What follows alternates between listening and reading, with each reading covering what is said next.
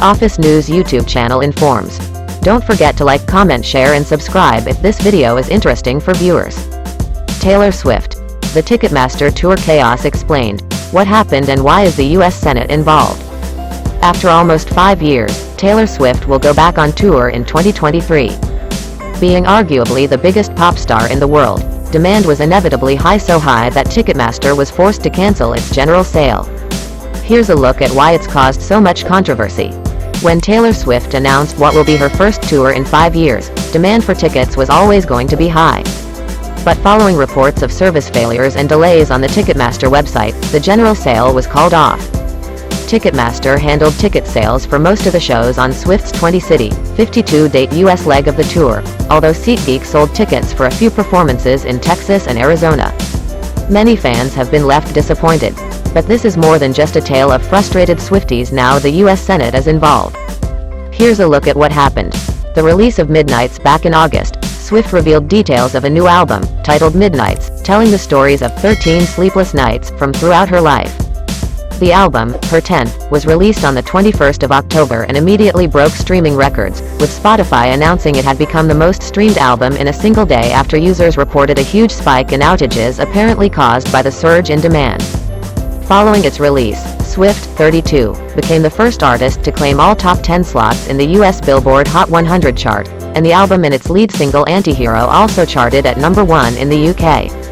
Midnights followed Folklore and Evermore, Swift's forays into Indian folk, which came out just 5 months apart in 2020 as the world was in various states of lockdown during the pandemic. Having not toured since 2018, it seemed inevitable an announcement was coming. Swift announced the Eras Tour on the 1st of November, telling fans it would be a journey through the musical eras of my career, past and present. Dates for the US leg of the tour were announced, kicking off on the 18th of March 2023 in Glendale, Arizona, with international shows set to follow, the star said. Swift also confirmed she will be joined by a number of artists during the tour, including bands Paramore and Haim, and solo artists Phoebe Bridgers and Gracie Abrams. She also shared a verification link for a pre-sale, which meant fans had to register first to be able to buy tickets. Extraordinarily high demands on Thursday the 17th of November, the day before general tickets were due to be made available. Ticketmaster canceled the sale, citing insufficient ticket inventory to meet extraordinarily high demands. It came after the pre-sale 2 days earlier caused the site to crash, leaving many fans frustrated and unable to get tickets.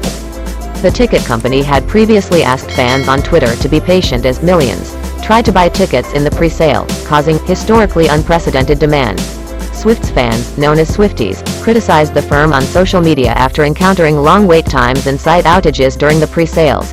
Some reported waiting in online queues for up to 8 hours, with many finding they were too late to purchase tickets, which cost between $49, £41, and $449, £377 each. In a statement, Ticketmaster said it had anticipated heavy demand for tickets, but it was clearly even greater than they had predicted. A record 3.5 million people registered as verified fans, the company said. The plan was to invite 1.5 million of those to participate in the sale for all 52 show dates, including the 47 sold by Ticketmaster, with the other 2 million placed on a waiting list. But this plan, Ticketmaster said, was undermined by attacks by bots, automated software requests, as well as demand from those who had not registered beforehand.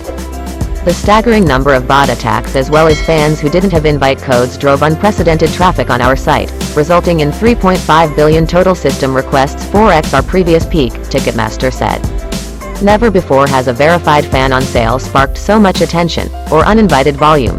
Following the debacle, Swift criticized Ticketmaster, saying she and her team had been assured they could handle the expected surge in demand.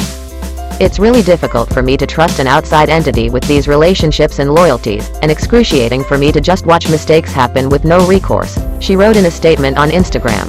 There are a multitude of reasons why people had such a hard time trying to get tickets, and I'm trying to figure out how this situation can be improved moving forward.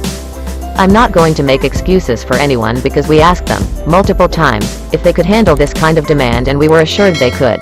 The star said that 2.4 million fans had been able to purchase tickets, which was truly amazing. But it really me off that a lot of them feel like they went through several bear attacks to get them. To those who missed out, she said she hoped to put on more shows. Ticketmaster, which overwhelmingly dominates the ticketing industry, has for years left fans and artists frustrated by hidden fees, rising costs, and limited tickets availability due to pre-sales. And when these sorts of problems affect Swift, arguably the biggest pop star in the world, it attracts global attention. Which means US politicians are now looking into Ticketmaster's dominance in the industry. Senators Amy Klobuchar and Mike Lee, chairwoman and ranking member of the Senate Judiciary Subcommittee on Competition Policy, Antitrust, and Consumer Rights, respectively, have announced plans for a hearing. The competition problem in ticketing markets was made painfully obvious when Ticketmaster's website failed hundreds of thousands of fans hoping to purchase concert tickets, Ms. Klobuchar said. The high fees, site disruptions and cancellations that customers experienced shows how Ticketmaster's dominant market position means the company does not face any pressure to continually innovate and improve. When there is no competition to incentivize better services and fair prices, we all suffer the consequences. The issue goes way beyond Taylor Swift, she later added on Twitter. The hearing date and witnesses will be announced at a later date. The company has posted a lengthy explainer on its Ticketmaster business website, saying it was aware that a record number of fans would want to buy tickets for Swift shows. First, we want to apologize to Taylor and all of her fans, especially those who had a terrible experience trying to purchase tickets, it said. Next, we feel we owe it to everyone to share some information to help explain what happened.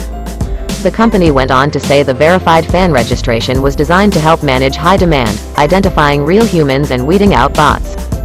However, the demand broke records, with 3.5 million system requests, it said, 4 times its previous peak.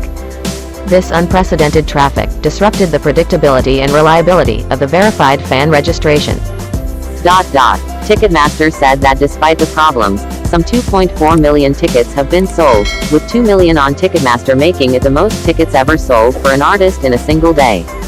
It also said that less than 5% of the tickets for the tour have been sold or posted for resale on the secondary market, while sales without the verification process typically see 20 to 30% of inventory end up on secondary markets. The company is now working to shore up our tech for the new bar that has been set by demand for Swift's tour. It also said that even when online sales go flawlessly from a tech perspective, there are often fans who are left disappointed when they miss out. For example, based on the volume of traffic to our site, Taylor would need to perform over 900 stadium shows, almost 20x the number of shows she is doing. That's a stadium show every single night for the next 2.5 years.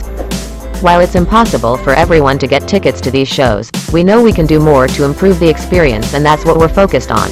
Swifties in the UK and other countries outside the US are still waiting for details of international dates, and hoping their ticket buying process will be a little smoother. That's how we present this content. Don't forget to like, comment, share and subscribe. For the support of our viewers, thank you.